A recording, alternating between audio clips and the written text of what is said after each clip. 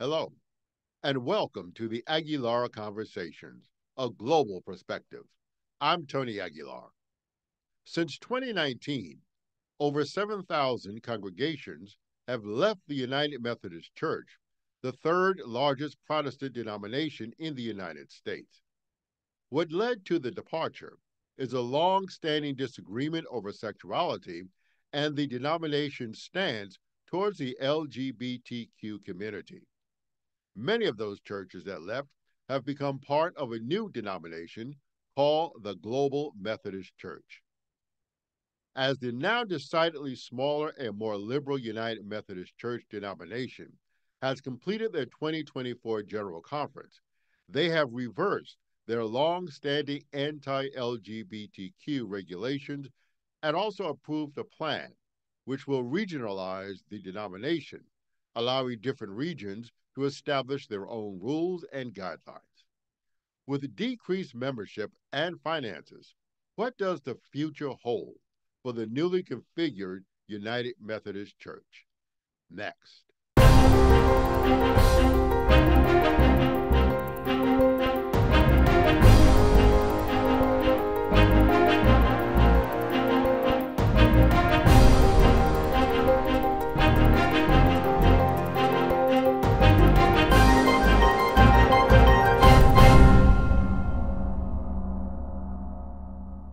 Joining me today from Nashville, Tennessee is Heather Hahn, the Assistant News Editor for the United Methodist News Service. Heather, thanks for joining me today. Thank you. Let me start off with this. You've just finished your general conference for 2024 in North Carolina, and obviously the 800-pound gorilla in the room are the lifting of the prohibitions against same-sex unions, the idea of gay pastors being ordained. What has been the reaction around the country and internally to that new regulation within the UMC? Absolutely. And just so folks know, this debate in the United Methodist Church goes back to 1972. So it's 52 years old. And then we added the restrictions against marriage, and it started in 1972 with us making a statement that the practice of homosexuality is incompatible with Christian teaching. And then over the successive decades, we have added more restrictions related to both marriage and to ordination of clergy, and that dates to 1984, gay clergy. So anyhow, the reaction, as you can imagine, not surprisingly, has been mixed. In the U.S., there were churches celebrating on Sunday. There were churches, with palpable joy. There were churches with lots of questions in the U.S., but we are also a global denomination. We are present on four continents, and we are growing on the African continent. And I've heard from some of my African brethren who are not happy with these changes for obvious reasons. Frankly, many see this as against scripture, but also in their context, there are laws in many cases, and even places where there aren't necessarily laws, like Congo. The Democratic Republic of Congo doesn't have actually any laws against same-sex activity, but it is so culturally and, not okay. And so it's been a big challenge. So the question, of course, coming forward is, how will we stay together? And in addition to removing this language, I have to bring up something else that came out of this general conference, which is this plan for regionalization. It needs removing of the language that could just happen at the majority level at general conference, but actually doing this, what we call regionalization, requires amending our constitution, which means that annual conferences, which is sort of the United Methodist equivalent of a diocese, or if you're Lutheran, a synod. Anyhow, we have those all over the country, all over the world, and they will have to vote on these amendments. But basically what regionalization would do is it would give us all the ability to adapt a lot of the stuff we just changed at the local or actually regional level, which in this case means for the US, we would be one region, but it would basically turn, we already have what we call central conferences overseas, and that's essentially, they often involve multiple countries. Philippines is one central conference, Germany and Congo are one central conference, but but in most cases, there are multiple countries involved, and they will then have the opportunity to adapt the discipline to their needs. And the discipline being our sort of, the book of discipline is sort of our policy book. One other question I wanted to ask, because as you know, many denominations have approved same-sex unions and have changed their rhetoric about sexuality. But one of the concerns, let's say, of people who were opposed to that is the idea of what scripture says.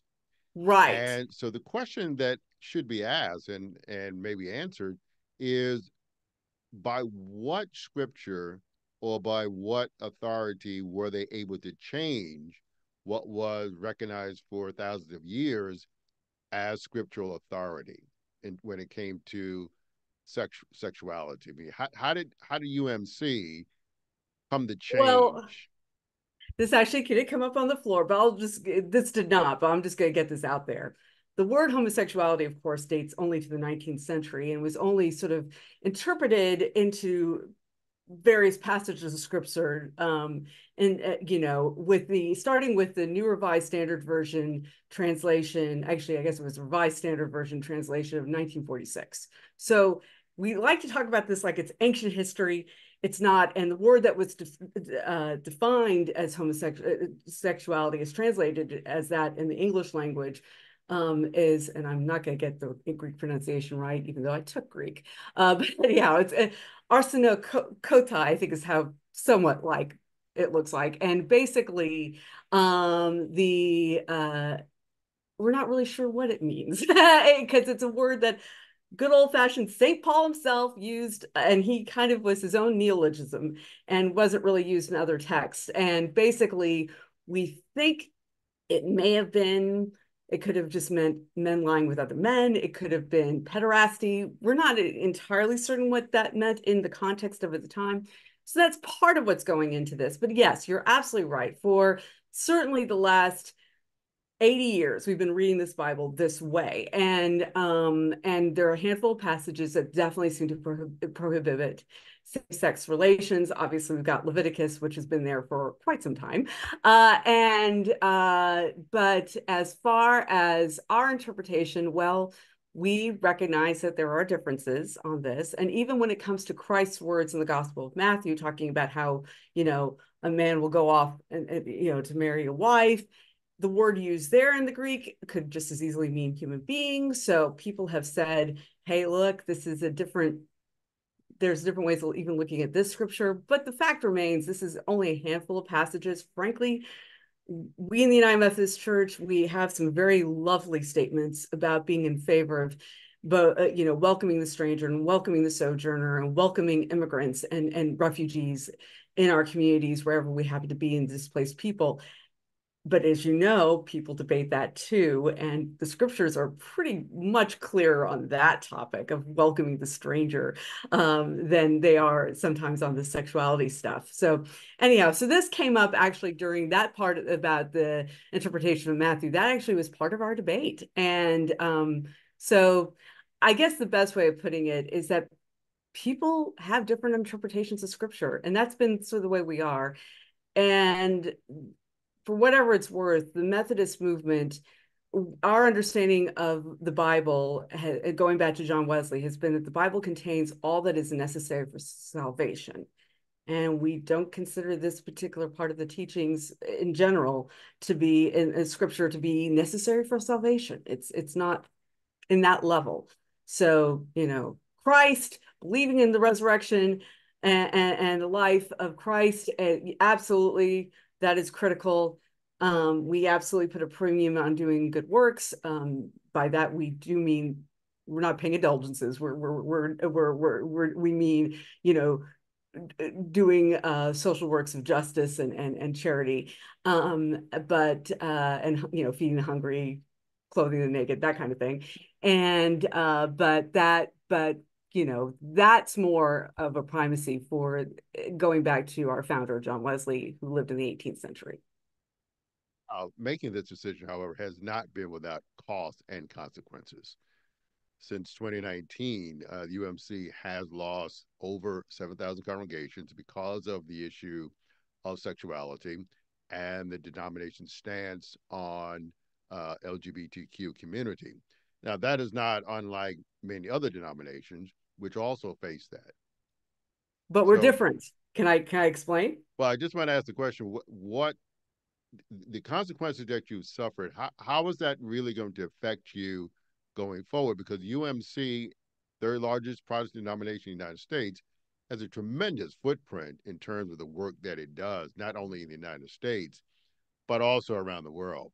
So, how will this affect that footprint, and also add in what you're looking to add in? Well, let me preface this to sort of explain what happened with the 70. It was actually 7,600 churches, more than that, left between 2019 and 2000, the end of 2023. 5,000 of those left in the year 2023 alone, and this is what happened. So we've been having this debate for since before I was alive, because I was born in 1975, and in it all culminates in 2019. And that's, we have a special general conference that year, and it does two main things.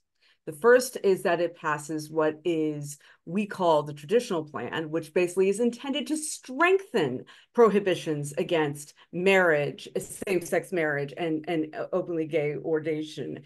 Even though this has been defied in certain parts of the church for a very long time. In fact, in 2019, we already had our first openly gay bishop. And we now have two. But all this is happening, and this particular plan passes by a vote of 438 to 384. So it's relatively tight for us. But traditional plan succeeds. And it is something that basically it prevails. But as part of that, we actually have a separate vote, and it was also very narrow, and I can't remember the numbers right off the top of my head, but we actually do this disaffiliation policy. And the thought at the time when this passed in early, this was February of 2019, was that, oh, the liberals are now going to leave. The problem at that point was that, in fact, it wasn't the liberals who wanted to leave. Frankly, they were at that point, I hesitate to use the word liberal in this context, really more moderate, but the people who wanted to see these policies change were now the majority in the US. It was mainly, there were conservatives in the US who aligned themselves with some African and Filipino and Eastern European voters, and that's how this prevailed. It was genuinely an international group that kept this together. But in the meantime, the US is what doesn't, the majority, and they don't want to leave. So the people who do want to leave, and there's so much pushback. I mean, there were known conservative churches that had been advocates for this that literally lost members because all of a sudden they had big, these were big mega churches, and they had family people come up and go, well, my kid's gay or my nephew's gay. I don't want to be part of a church that bans gay ordination or gay marriage. And they left these conservative churches. So everybody was feeling pain, and everybody agreed the 2019 General Conference was a miserable experience, no matter where they stood and whether their views prevailed or not. And so movement came to start preparing a split. And the traditionalists were the ones who said, we're going to split off. And that legislation never passed because it was supposed to go before the 2020 General Conference, which was scheduled for May 2020. You might remember this thing called COVID. So that got postponed. And so we ended up having the general conference that we were supposed to have in 2020 happened in 2024. But by then, this new traditionalist Methodist expression called the Global Methodist Church launched in May of 2022.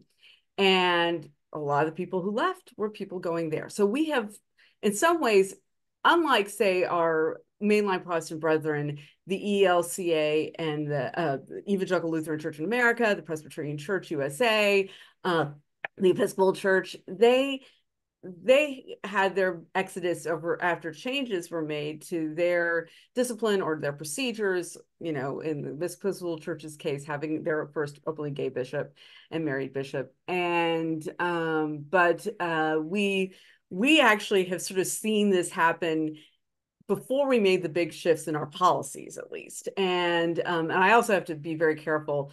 We are the biggest mainline Protestant church, but the Southern Baptists will wave and say they're much bigger than us, and they are also, yes, they are much bigger than us. But we are the biggest of the mainline Protestants. And as far as financial stuff about the church and the world, we continue to have a big footprint, as you said, and we are going to have to tighten our belts. We just passed, for the first time, the biggest drop in our denomination-wide budget. It was 42%. I work for United Methodist News, which is part of a larger agency of about 88 people called United Methodist Communications. We are seeing a 52% budget cut. So we're going to be doing some adjustments. And yeah, do I know whether I'm going to have a job next year? No, I don't. But that being said, I think we're committed to doing mission worldwide. And I think that is going to be the focus. And by mission, I mean continue the work of building hospitals. We support universities. We have a Pan-African university called African University in Olbatari, Zimbabwe. We have the Black College Fund, which supports Methodist founded schools most of them were founded after the Civil War in this country, and we support 11 historically Black colleges and universities. We still have hospitals. Most of them are, they have their own separate nonprofits. They have their own fundraising mechanisms. So while we want to continue to support all that, we have a bit of a cushion here. So these commitments are not ending. I want to continue with that for a moment, because even though you do have cushion, and well, my understanding, a very good cushion that can last for a while, but there is a consequence. And my question for not only UMC, but it's a question that can be posed to the Presbyterian USA, ELCA, and other denominations that have adopted their rules and regulations to this particular issue. But one issue that seems to be absent from a lot of conversation is the fact that the mainline church and the church in general in the United States is declining. And the fact that they've changed their rules and regulation in terms of various populations has not really helped them to stem that tide. For example, in the ELCA, as we were talking before we started, the projection for the ELCA is not good. The projection for the ELCA by the time we get to 2050 is total members to be below 100,000 people if current trends maintain where they are. So the question is that there's a lot of tension, a lot of energy put into discussion about whether we should recognize this group or that group, but it seems to be a lesser time to really attribute to the fact that we are in a declining time of the church in the United States. Worldwide is different, but in the United States, the church is on a steep decline, and there does not seem to be any turnaround anytime soon. So why isn't there the same amount of energy put into that, or what seems to be a lack of energy put into that? I can't speak to my mainline Protestant brethren entirely, but I can say that this is something that we will be looking at the United Methodist Church. I will point out that when it comes to the U.S., we have, as you mentioned, everybody's declining. Catholics, Baptists, doesn't matter theologically where you come from. Well, and there's lots of reasons for that. Some of it is the fact, things like playing soccer on Sundays, and we don't have the blue laws. I remember as a kid, I couldn't buy, if I got a hole in my sock, I couldn't replace it because that was considered, bad to buy nylons on Sunday. Who knows why? But anyhow, you couldn't do that on Sundays. It was annoying. But now those are gone away, and I can buy my nylons if I get a hole in my, in my hose. But the fact remains that yeah, we're a different time and we're competing, with all kinds of things that, Sundays used to be this whole vista. But what we're finding and what the United Methodist Church has been doing for a while has been trying to sort of rethink what church can look like. And so we are actually seeing, we're not surprising, we're seeing a sort of a bumper of church plants right now. So what happened with a lot of our disaffiliations, we did have these disaffiliations, but what was amazing is that a number of these churches, not everybody wanted to leave and they wanted to stay United Methodist. In some cases, they just went ahead and joined another already existing United Methodist church in their area. But in other cases, they started planting new ones. And so we've got these growing little new churches in development, but we're also doing this thing with what we call fresh expressions, which is actually a movement that started in Britain, which has been dealing with this secularization, this sort of Sunday's no longer a reserved time for a long time. And but it's basically getting churches out of the sanctuary and the stained glass and getting it into where people are. We've got fresh expressions meeting at laundromats and coffee houses and even bars in some cases. And basically, these are places where they're not spending money on a church building, but they are having church. They're doing Bible study, they're doing prayers, they're singing in some cases if they're off hours at these places. They're basically doing worship and they're building community. And where some of these places go, well, we'll see. Some of them may become full-fledged new chartered churches. We're already seeing some of them do that. Some of them are just starting out. But I think that's a challenge that we face. And by the way, and I'm going to say this, it's not unique in our history of Christendom. It so we're so the United Methodist Church traces its roots back to this dude named John Wesley, who was born in 1703 in England. He came over to the U.S. briefly, and it wasn't the U.S. at that point; it was the American colony of Georgia. And he had a miserable experience. Almost gave up. He was an Anglican priest in the Church of England, and almost gave up the faith altogether. But he has this moment back in England. He goes with some friends to a Moravian chapel, and he has this moment where his heart is strangely warmed, and he's assured of his salvation. 1838. I mean, sorry, 1738. 1738. Anyhow, so big a deal for him, and he's got a real gift for organization. But here's what's happening at that point. The Anglicans, yeah, they're the state church. And if you are not Church of England, you're going to be in serious trouble. You are a second-class citizen in Britain. You're not getting burned at the stake. You're not getting hanged, but it's still not great. And so, he very much wants to keep his little movement in the Anglican fold, but he realizes people are only going barely to Anglican services, and it tends to be middle and upper middle class and upper class people who are going. It's not the everyday man.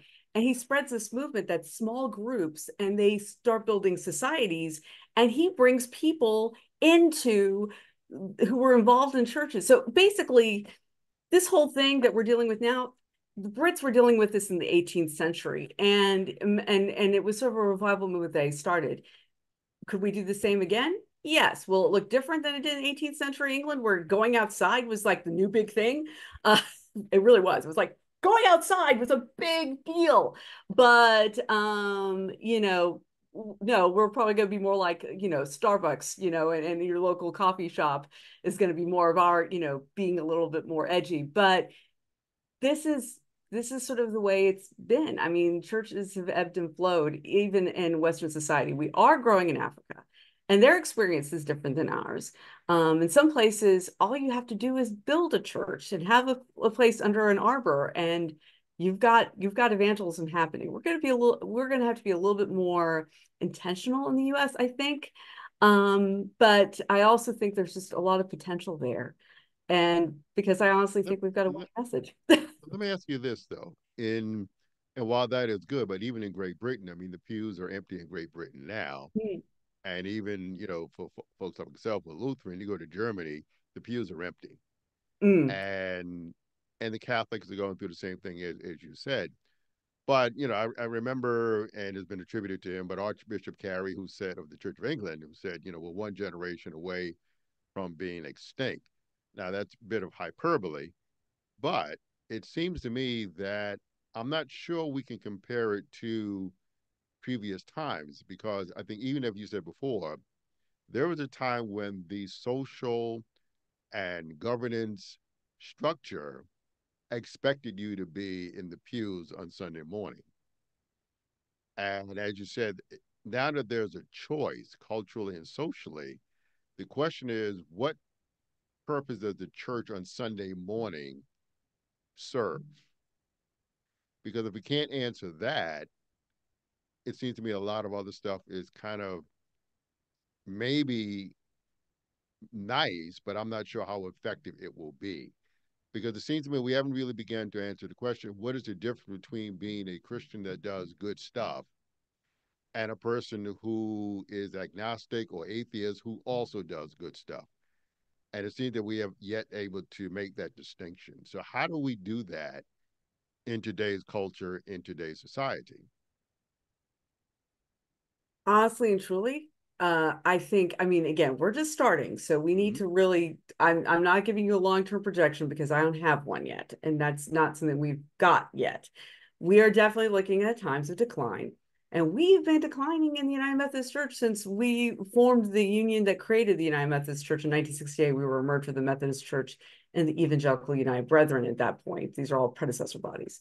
And but we've been declining pretty much since 1968, and with all the cultural changes that that implies. But and at least in the US, but I will say, I feel like what separates us? Well, a couple of things. One, Sundays are great, but it's not the only time people can get together to worship. Our oldest church in the U.S. is a church in New York called John Street, which is in Lower Manhattan, and they are. I couldn't even tell you how old they are at this point, but they are well over 250 years old, and they came out of a Methodist society, and their biggest night of worship is Wednesday. That's their biggest day of worship. It's Wednesday. It's because people don't necessarily come in from the weekend who work, who live in Long Island or New Jersey or whatever. But they come after work on Wednesday nights. So I will say, Sunday's great, but it's not the only time we can worship. But the other thing I would say about that is that what makes us different from our atheist and agnostic brethren who do good things, well, we can build community a little bit easier sometimes, depending. There are atheist communities, but they're not that many. And we also, but here's the biggest difference. We've got a different story to tell. And it's a story that's 2,000 years old and has won over people under incredible conditions over the history. And it's the story of Christ. And I think that's what separates us from our other, nothing against atheists or agnostics or, on their faith journey or any other religion. I really got to be careful here. I'm not trying to diss any other religion, but I do feel like we have a story to tell, and it's a story that has got a pretty good track record, and it means something, and it's meaningful because it changes people's lives who believe in it. And for me personally, it means that there's nothing I can go through that God hasn't already gone through. And that's an amazing story. And God knows what we've experienced intimately.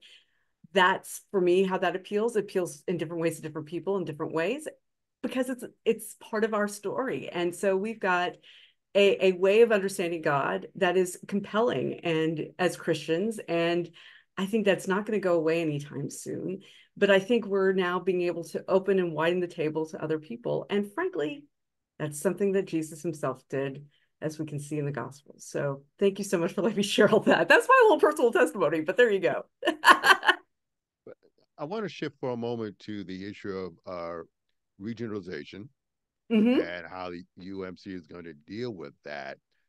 There was one critique brought up that I read about is that if every conference is allowed to more or less decide what his book of discipline was going to be and what his rules and guidelines are going to be, because the United Methodist Church is a worldwide denomination, unlike the ELCA, which is just the United States. So if that's going to be the case, how do you make the case for the fact that you're still a denomination if each conference gets to make its own rules and regulations, or is that hyperbole by some people? Is extremely hyperbole. So there are definitely parts of the book of discipline that are not, as we call them, not adaptable. And they include our doctrinal statements. They include things like what we just, our social principles, which is sort of our social witness statements. It includes some of our basic structures like General Conference, which we just completed. We have Council of Bishops, and we have a Judicial Council, which is sort of our equivalent of a Supreme Court that deals with church law. Those things are not adaptable. Our Constitution is not adaptable. But the stuff that is adaptable falls in our organizational part of the discipline, which is surprisingly the largest part, but it deals with things like what committees your churches need to have and what I mean, there's some basic stuff, don't have the treasurer be the only person who looks at your money, things like that. Good basic stuff. But, and while that may be under the adaptable section, I don't think people are going to want to adapt that. It's good advice. There's just so much in that. And we've long had the ability outside the US with different education to have different educational standards. We have different term limits for our bishops, depending on where you are. And so this has been adaptable frankly, since forever, since we've had central conferences, which go back to the 1800s, late 1800s. And, so that has been adaptable. I'll give a really weird example. In the US, we have an order of clergy called deacons. And deacons are ordained clergy who are called to ministry outside the church walls. So they are going to be doing chaplaincy and music ministry and teachers, and we even have lawyers who are deacons, but basically they're ordained clergy who have gone through the training of being a clergy member and gone to seminary, but they see their vocation outside of the conventional church service on Sunday. And we have that in the US. In much of the world, they do not. And in fact, in Africa, if you talk about a deacon, they'll be talking about something that in the US we would call basically a provisional pastor. They're somebody in training to become a full-fledged elder in the United Methodist Church, which is our name for, basically fully ordained pastor. So that's just, I mean, that's been in existence for a while. This will probably deal with things like under the regionalization, which I cannot stress enough, is not a done deal, has to be ratified, but we spell out specifically what can be adapted. Amongst them can be marriage rights, which again goes to the whole same-sex marriage. So if we want to have same-sex marriage and Germany wants same-sex marriage and Norway wants to, great. Africa, you do not have to do that. And we understand why you're not going to. Your biblical interpretation says no. And that's fine. We also can do some adaptability when it comes to some church legal procedures.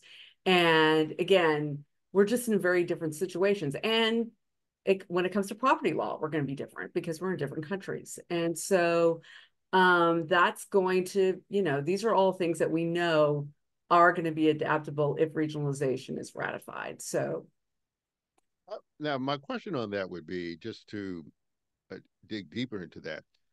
Of the 7,000 plus congregations that just affiliated with UMC, was there ever any thought of carving out something to allow them to stay? Because if Africa, for example, has its own conference and has its own biblical interpretation, could there have been a process that would have allowed the disaffiliated congregations to create their own, perhaps, interstate conference or whatever the case may be? Was there any thought ever given to that rather than having them just absolutely. disaffiliate?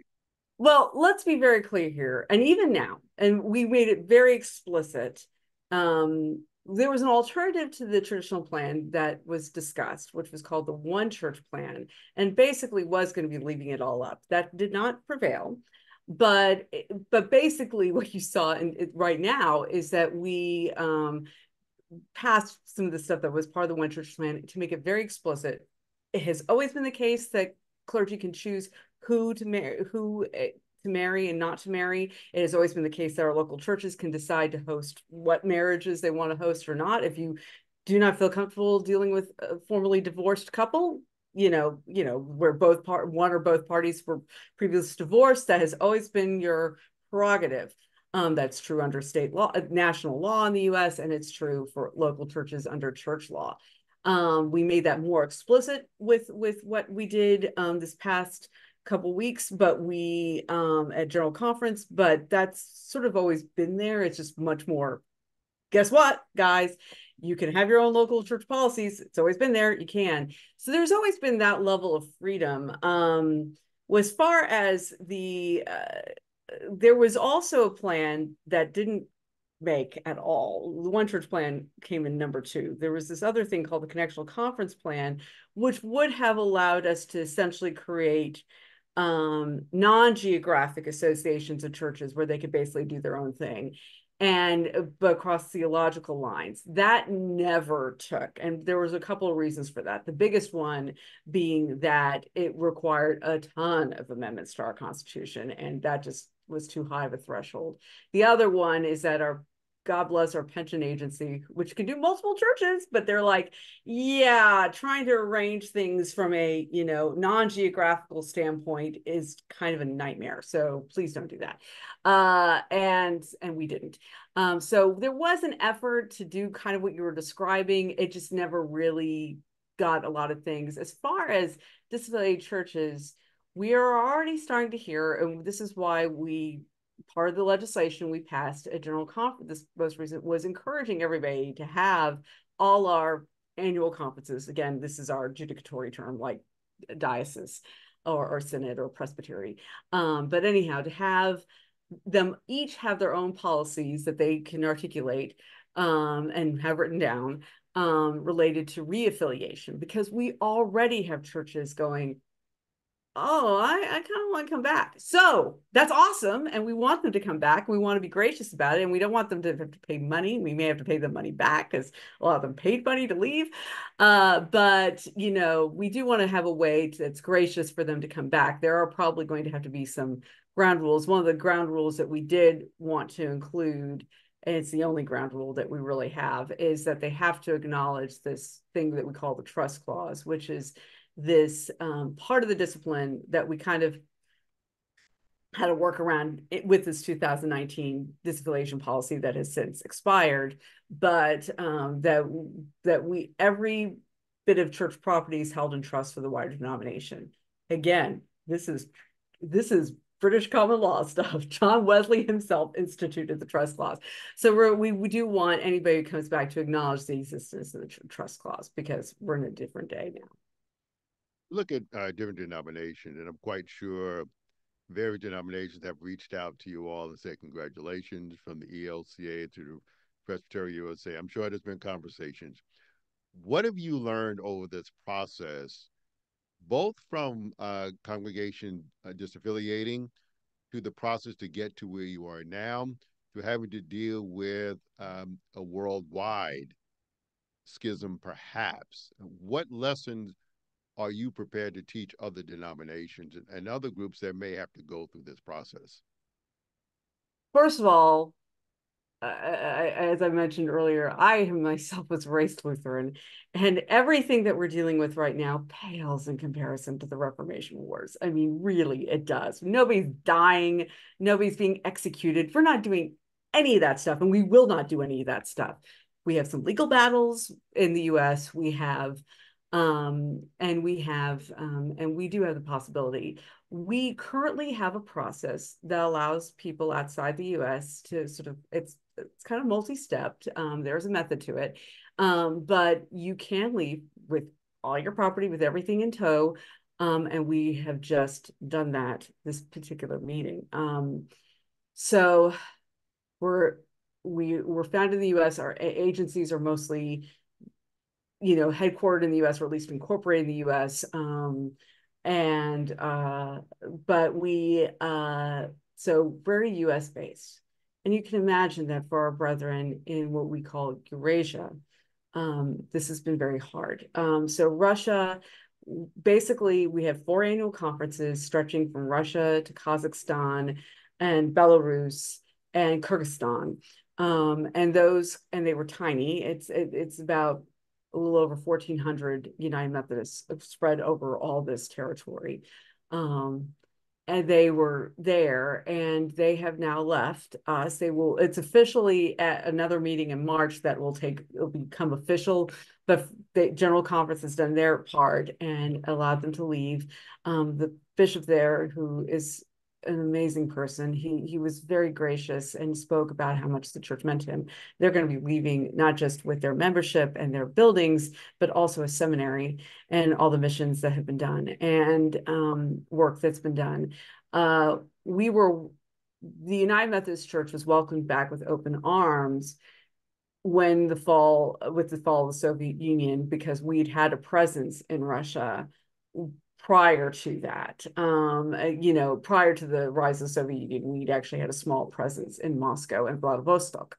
And so we were welcomed back, but it's been very hard for them they're at very strong danger, as Baptists have already had, being designated a sect and dealing with that persecution. And so they are leaving, and it's probably the best thing for them and their survival as a faith and as a Methodist movement. And they're going to be called the Christian Methodist Church. And they also disagree with us on the whole same-sex. I mean, it's very clear. They're traditionalists, as they would describe themselves. And they do not want, to change their views. And frankly, legally, that would be very problematic in Russia and Belarus and Kazakhstan and Kyrgyzstan. But at the same time, as I say that, the United Methodist presence in Ukraine has made it very clear they have no intentions of leaving, and they're very happy to stay with us. Our presence in Romania continues to be there. So we will see departures. We could potentially see certainly whole African countries leave. I think that's a real possibility. I think we'll probably see some parts stay and some parts want to leave.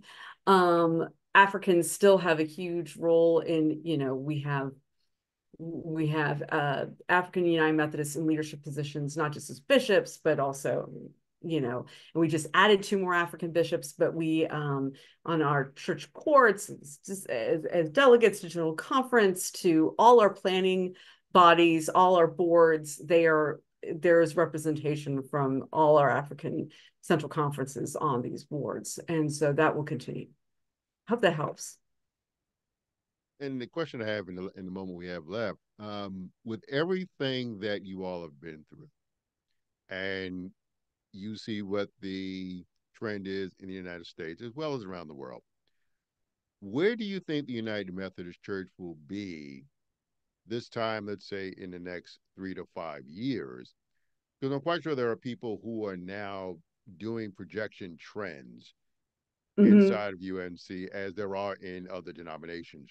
So, where do you think the denomination will be, particularly in the United States? Where do you think you will be? I don't know, to be honest. And again, I will be very clear. I'm a journalist. And while I talk to our folks who do the numbers projections, and undoubtedly they will probably have something more solid by this fall. That's usually when they kind of get into the projection game. I don't currently have that right now. So I feel very leery.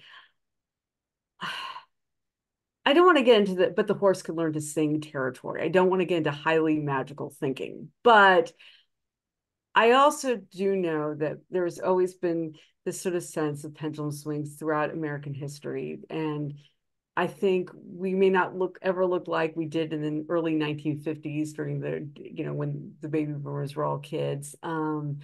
Again, that was probably a moment in time we can't repeat. But I think we can find ways of growing in different places. And it's even worth noting, as I mentioned earlier in our early conversation, that while the projections for the ELCA could be grim, individual churches, that's not their story. The church that I grew up in, and that's ELCA, was founded in the 50s. With all those baby boomers as kids, and they've had some ups and downs, and they are in a neighborhood, to be fair, they're in a suburb of Dallas that's growing, and they're in a neighborhood that has a lot of young families, and they've been reaching out to those young families. Every Saturday they do a burrito lunch, and it's been great for drawing people into the church. And as I mentioned, this particular congregation, which is the suburban congregation is now more ethnically diverse. They certainly have gay members, and they are now averaging about 16 to 20 new members a month.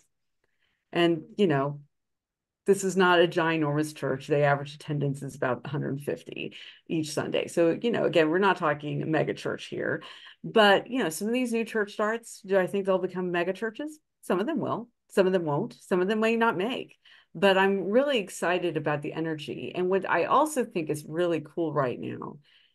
So this is what goes into your global perspective.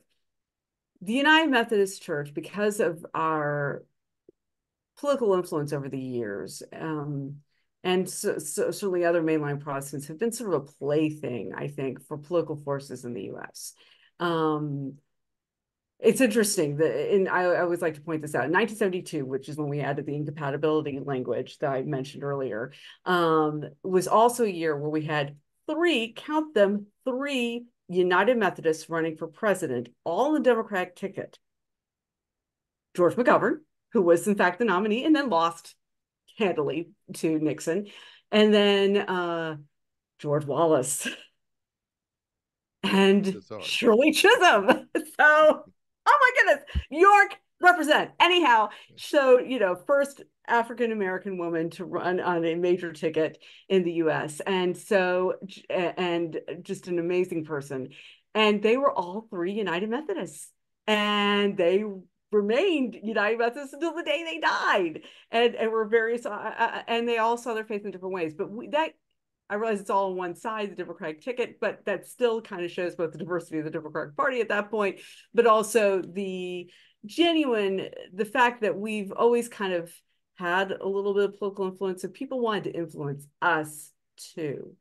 And for a while now, there has been groups that have really tried to not just influence us in the directions we set, but actually try to undercut us. And now in the rooms where we meet, it's really exciting because the people want to be there. And that is a very exciting thing. It feels like a God moment. It really does feel like, okay, we can feel the presence of Holy Spirit in the community because we're not undercutting each other. And it's not that we don't disagree. We disagree handily, but on various issues and not just the sexuality stuff, but and various biblical interpretations. But at the end of the day, we all want to be there. And it's not just that we're a plaything to be undercut. Guest today has been Heather Hahn, the Assistant News Editor for the United Methodist News Service. Heather, thanks for joining me today. And join us again next week as we discuss another issue of international importance here on the Aguilar Conversations, a global perspective.